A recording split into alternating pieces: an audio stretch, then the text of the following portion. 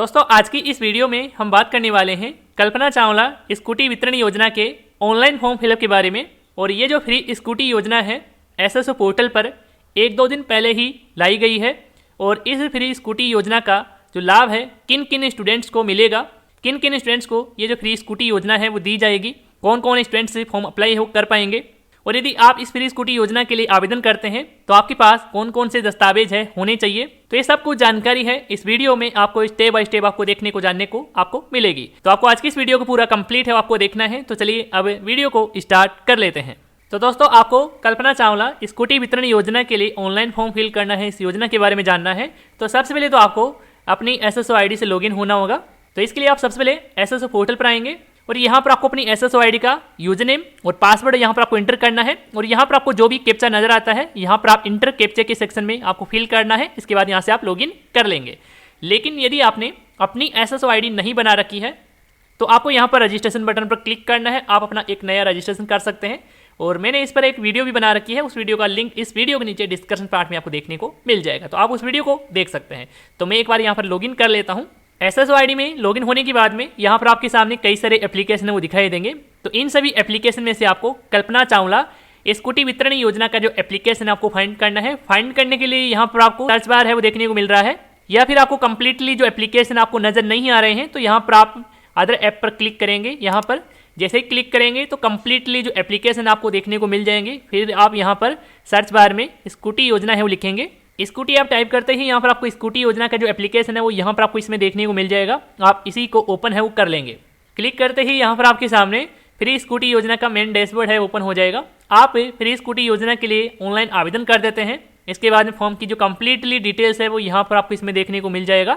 और यदि फॉर्म में किसी प्रकार की जानकारी गलत आपने फिल कर दी है, ऑब्जेक्शन मिलता है, तो क्लियर करने का भी ऑप्शन यहाँ पर आपको एक्शन में ही देखने को मिल जाएगा। यहाँ से आप क्लियर है वो फॉर्म को कर पाएंगे।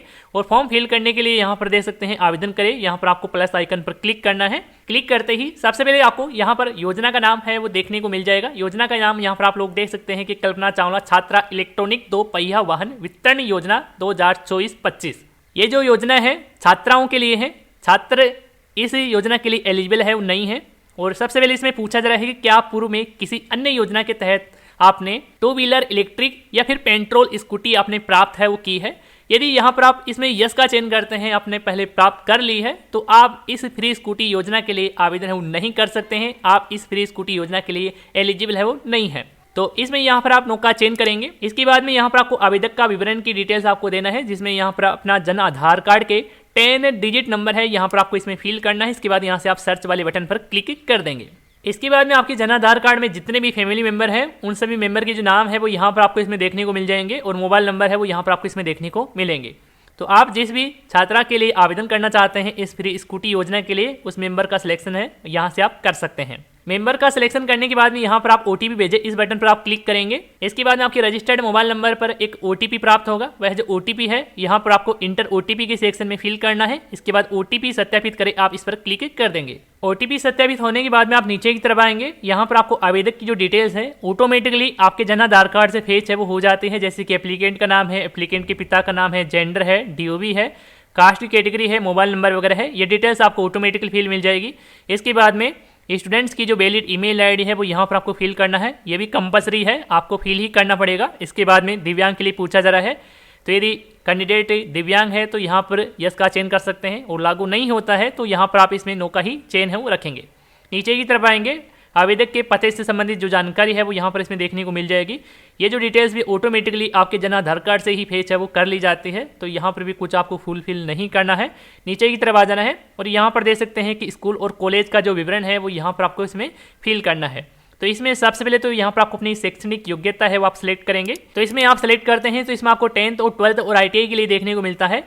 तो ये आपको सिलेक्ट आपको करना है और आपको यहाँ पर अपनी डिटेल्स है एजुकेशन की यहाँ पर आप इसमें फिल करेंगे। तो मैं इसमें यहाँ पर सबसे पहले 10th की डिटेल्स फिल करूँगा। तो मैं यहाँ पर 10th क्लास सेलेक्ट करता हूँ। इसके बाद बोर्ड का जो नाम है वो आप सिलेक्ट करेंगे। RBSE, CBSE या अदर कोई बोर्ड है तो उसका जो नाम है यहाँ पर आप सिलेक्ट कर सकते हैं।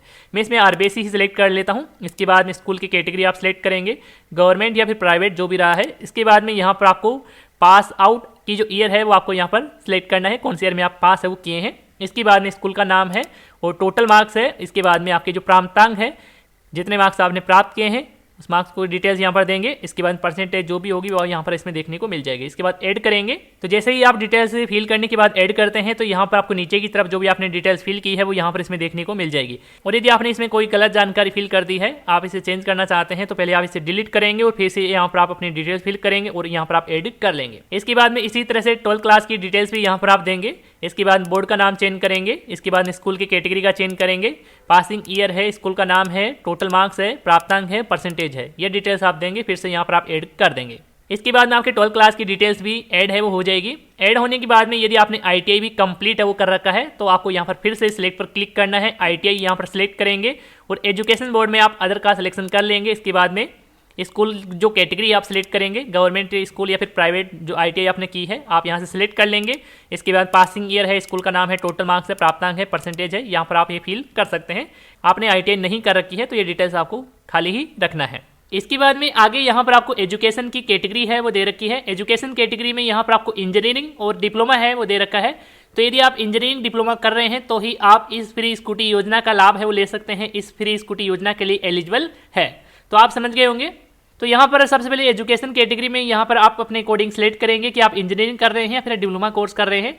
तो मैं इसमें यहाँ पर इंजीनियरिंग सेलेक्ट रहने देता हूँ। इसके बाद में यहाँ पर आपको कॉलेज का नाम आपको सिलेक्ट करना है, कोर्स का नाम, यहाँ पर आपको एडमिशन का जो सेशन है 2024 तो आप इसमें 2024 ही लिख देंगे। इस तरह से आप ये डिटेल देंगे एजुकेशन की, जो प्रेजेंट टाइम आप जो कोर्स कर रहे हैं।